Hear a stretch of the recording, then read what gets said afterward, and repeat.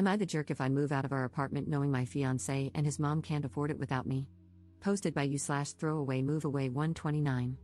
Me, 29F, and my, maybe ex, fiancé, 27M, have been living together for about 1.5 years. My fiancé got his undergraduate degree, worked for a couple of years, and then decided to get an MBA, which is how he ended up in our city. We moved in together after he finished his MBA program. My fiancé is from the Midwest, and his mom has always wanted him to move back. When he told her he was staying here, she was heartbroken. I went to college and got my degree in a STEM field. After I graduated, I got a job with my current company and moved to the city where we currently live. It's a big international company with multiple locations in the US and abroad. I love my job, I like the company I work for, and the pay is pretty good. All in all, a pretty good deal. During COVID, my office shut down, and we all went remote. After COVID, they decided not to reopen this office, so I've been 100% work from home since early 2020. I currently make considerably more than him, mainly because I've been working for 7 years and I'm in tech.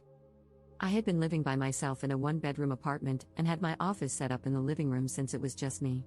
When we moved in together, we decided to get a 2-bedroom apartment so I could use the extra room as an office. Because of this, I was paying 2/3 of the rent, and he paid 1/3. We split everything else 50-50. The problem started this past May. My fiancé's mom told him she wanted to move to our city to be closer to him.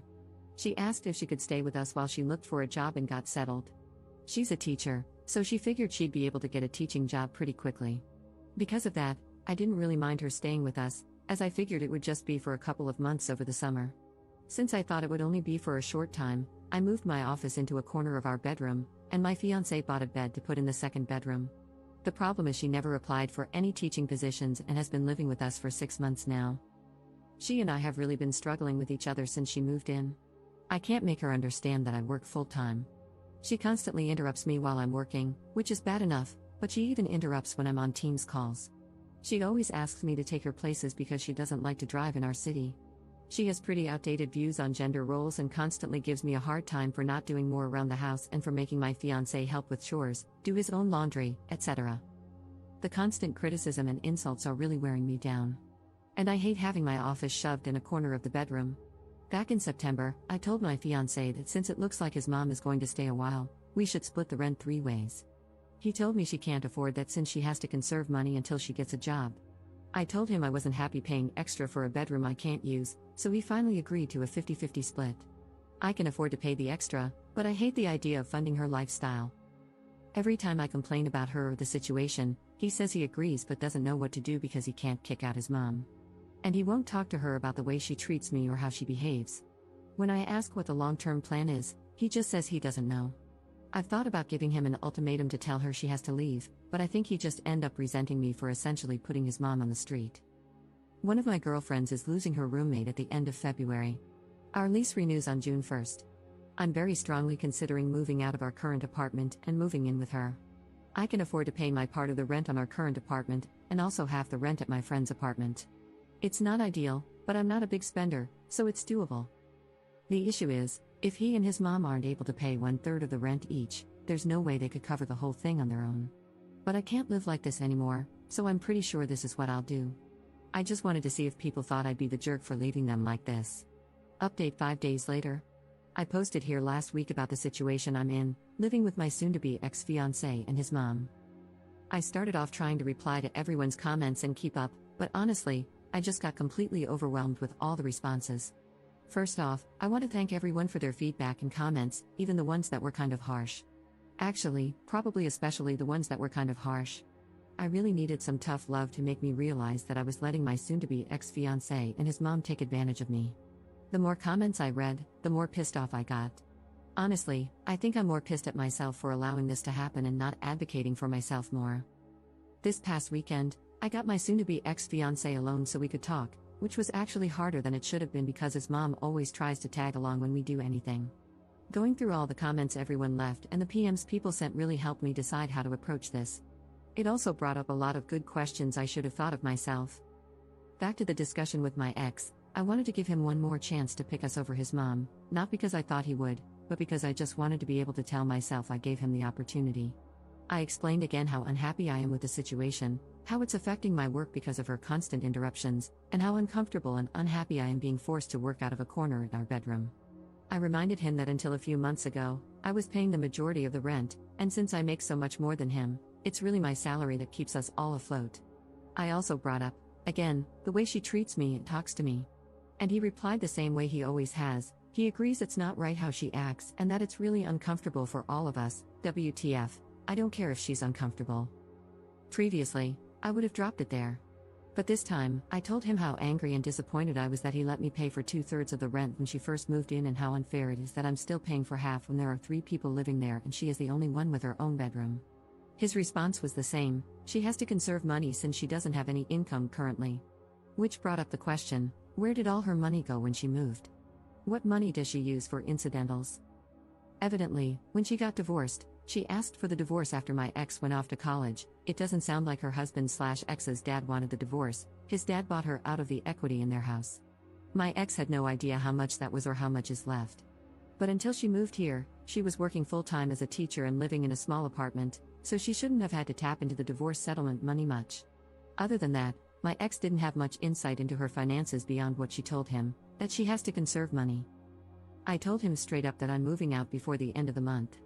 And from now on, I'm only paying 25%. As some commenters pointed out, she has a whole bedroom while I have to share with a man-child, so she should be paying twice as much. After I move out, I'm not paying for anything else, no utilities, no food, nothing other than rent.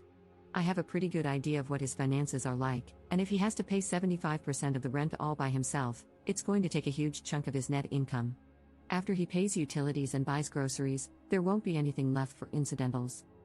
Rent was due on the 1st, but it's not late until after the 5th, so he has 2 days to come up with the money. If he doesn't and I end up covering it, I'll reduce the amount I pay in future months. The only reason I'm going to keep paying any of the rent is that even after I move out, I'm still on the hook. I talked to the leasing office, and they explained that since my ex and I signed a single rental agreement together, i.e., one contract we both signed rather than 2 separate contracts, we are both responsible for the rent. They don't care who actually pays, as long as it gets paid. The only alternative would be if he agrees to sign a new lease by himself, or together with his mom. But in all likelihood, he wouldn't be able to pass the credit check on his own, so I'm kind of stuck. I don't think he'll do anything stupid, though, because he's going to need to find somewhere to live after this, and a collection on his credit report wouldn't be good. I also told him that I'm going to find someplace else to work during the day until I move so she can't bother me. My friend, whom I'm moving in with, said I could work at her place during the day since she and her current roommate have in-person 9 to 5s. I took her up on that for now. After living with his mom, I'm not about to overstay my welcome, so I'm going to find some other options to rotate through. Someone suggested checking out the public library, or if it comes to it, I'll get a membership at one of those WeWork type places. Just in case, I brought my important papers, files, and valuables, and my friend is storing them for me until I move in. He really didn't take it well. The surprising thing to me is that he was actually shocked by everything. He seemed genuinely surprised that I wasn't prioritizing his mom. I really got the feeling that he sincerely believed I wanted to take care of her as much as him. He kept saying stuff like, "What about my mom? What am I going to tell her? That's just how she is, but we still need to help her," etc. He asked about our relationship and the engagement. I told him that after I move out, I need some space from him. In a few months, once we've both had time and space to process what happened, if we both agree, we can talk about the relationship. But he'd have to prove that he's going to have my back going forward and will set boundaries with his mom. I told him that just to avoid more drama, but I don't see a future where we're together. I told him he needs to tell his mom because she's not my responsibility or problem, and she'll know something's up when I start moving my stuff out. He hasn't told her what's going on yet, but this weekend, I'm going to start moving things, so he doesn't have much time. My friend's current roommate starts a new job in another state on the 3rd, so realistically, I can probably move in 2 to 3 weeks, depending on when she actually leaves. I don't expect him to do anything bad, other than sulk and complain, but if he does do something stupid or doesn't pay his part of the rent, the ace up my sleeve is that I'll tell the leasing office his mom moved in, which is prohibited in the lease. Honestly, getting evicted would solve a lot of my problems right now, so it's a pretty valid threat, I think. Now that I've mentally and emotionally separated myself from him and his mom, I'm actually looking forward to her reaction when he tells her what's going on. If it gets too ugly, I'll find a cheap Airbnb or hotel or something. I've had some friends, including the one I'm moving in with, offer to let me couch surf for a few weeks, but I just can't do that to someone else. So, that's it. I'm leaving, and I really don't care how that affects them. Relevant comments. Commenter. The thing about him sincerely believing you wanted to take care of mom is pretty standard when someone has an enmeshed relationship with their parent. When you think of a romantic partnership, you think of two people working together to build a life for themselves. When the enmeshed person thinks of a partnership, he thinks of having someone with whom to share the burden of his enmeshed relationship. And the truly sad thing is that he probably cannot perceive how skewed his perspective is. His normal meter didn't break, it never worked in the first place. It's sitting in the back of a closet, buried under a bunch of old coats. Ops response. I mean, that explains a lot. But honestly, that is just so effing sad. That's essentially saying he's broken but doesn't even know he's broken. So he'll just go from relationship to relationship, never really understanding why women keep leaving him. Absent his mom, he's really a great guy, but nobody will ever want to stay with him if his mom is always going to come first. Commenter 2. You already let her stay well past the agreed upon time, and they should be grateful for that instead of being mad that you're finally putting your foot down. Did they honestly have no other plan? Was this supposed to continue indefinitely? They're about to get a rude awakening, but it's no less than they deserve.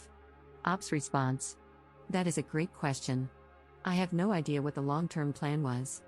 Every time I brought it up with my ex, he would say things like, we'll have to make sure she applies for next school year, but he would never talk to her to tell her that. Plus, even if she does get a job for next school year, that isn't until September. And realistically, it would be another month before she starts getting a paycheck. There is no way I'd stay in this situation for another 8 months, I would end up in prison. Commenter 3. To clarify, she has enough money from the divorce settlement for her own personal expenses but won't even pay her share of the rent? Ops response. That is exactly how I interpreted what he said. I don't know what her grand plan was. She's in her mid to late 50s, I think. So if she was planning to mooch off me and her son until she could officially retire, it would be another 5 to 10 years. I don't know how she expected that to happen.